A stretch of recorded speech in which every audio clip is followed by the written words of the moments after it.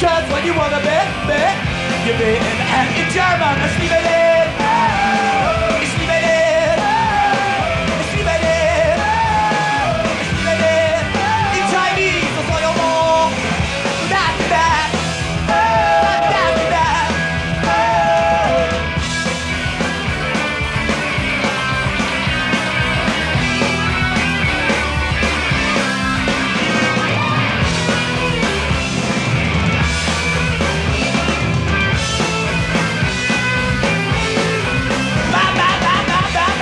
Exposure to what was going on, not so much in New York, but in London, came to a lot of kids in LA from a show, a magazine type, 60 Minutes, a magazine type show called Weekend. It was one of these shows, like a Time magazine, where they would do little stories, you know, whatever, birth control and crime, and one weekend they did a show on punk rock.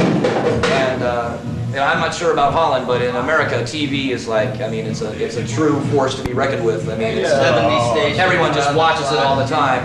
And a lot of young people, a lot of teenagers actually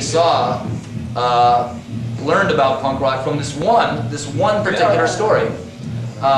You know, we saw bands like the Sex Pistols and kids with safety pins in their head and, you know, dancing around, strangling each other. And I mean, the very next weekend, you had a bunch of kids in clubs imitating that, you know. So a lot of it started with that. And we had a jump on a lot of the others because our old bass player, Billy Clubb, had gone on vacation to England the summer before.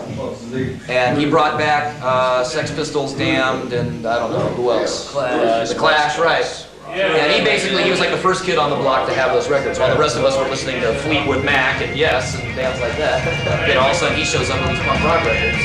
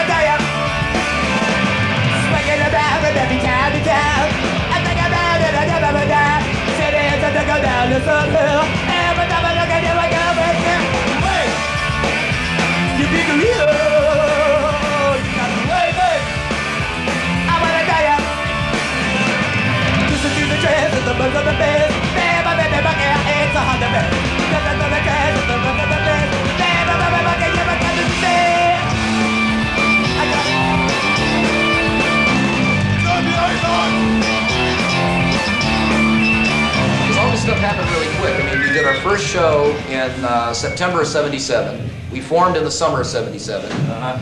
By the end of the year, we had a big record deal. By November, we had the big A&M deal. And by the spring of that coming spring, we went to England. We always thought, or at least I always thought, that England would hate us. And that if we were going to happen at all, it would be in America, because we'd be like the first sort of punk rock shit happening there. We were very intimidated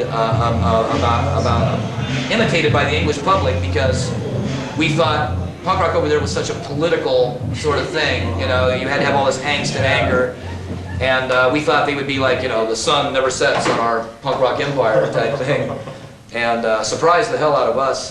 We wouldn't have been popular there had it not been for, like Stan was saying, little kids. The vast majority of our fans there were like 12 and 13 years old. It seemed like the older brothers had the Clash and the Pistols, and they kind of adopted us. Came to you. Exactly. Yeah. This is a new single, and it's called Just Say Yes.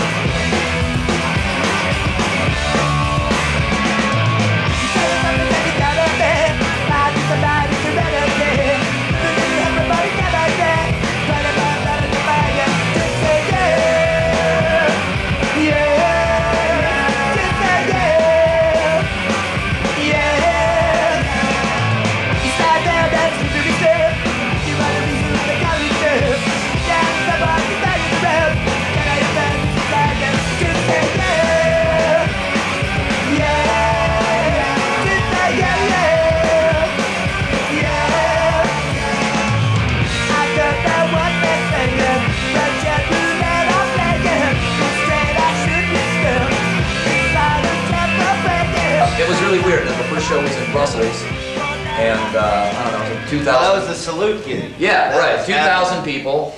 They introduced us as from the UK, which kind of rubbed us the wrong way. Yeah, lots of California. people still think we're English. And we walked out there, and I mean, you know, I knew that these 2,000 people didn't, you know, most of them couldn't have known who we were. And I didn't know, I had a drink in my hand, I didn't know how to toast in French or anything. I said salute, and the whole place cheered. And we did the set, and they went nuts, and we got 3 encores, and we figured, wow, this is great. These people must just be starved for music in general. That's got to be the reason, right? And then the Stranglers went on after us, and I get dried off, and I go out to the side of the stage, and half of the hall was empty. And from that moment on, they revoked all our sound check privileges, and you know, Half PA, half lights. yeah, they weren't as nice to us after that.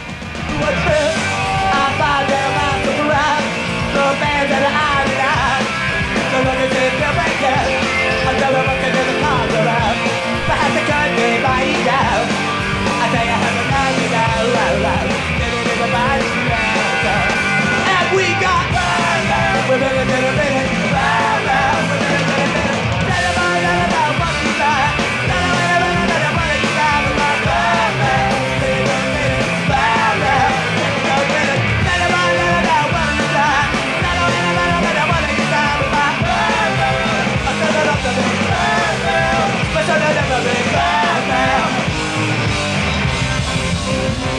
oh yeah! Yeah, it's nice to be back in Holland again. It seems just like it was 11 years ago since we were last here. The interesting part about it was the Dutch Hells Angels were like a big Strangler, fans, right? So we're backstage, and Stan gets we're thinking, oh great, you know, we're going to be sacrificed in this arena of Hells Angels, right? So Stan gets a brilliant idea because the Angels are hanging out in the Stranglers' dressing room. He grabs me and says, let's go, you know, chat up the Stranglers and wish them good luck. So we go to their dressing room with this giant Hells Angel guy. I mean, this guy was big. 2 separate gorillas. I mean, big. And he opens the door and stops Stan and Hugh, what's his name? Hugh Cornwall? Yeah, Hugh Cornwall says, no, let them in. And we kind of come in and have a good show tonight, guys. Don't forget, we're your friends. So we do the show, and after the show, the Hells Angels decide to be nice to us. They're going to party with us. And when a Hells Angel wants to party with you, you party with them. You know?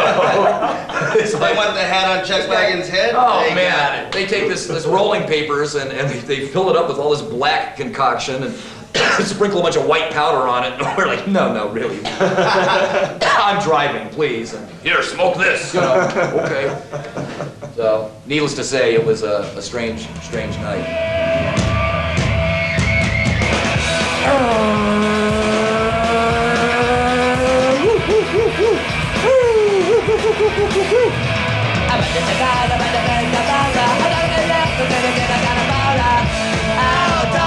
Say what? Oh, Lord, you're the idiot of the band.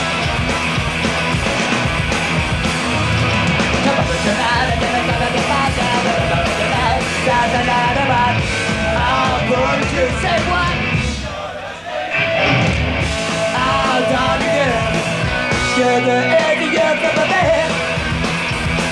band.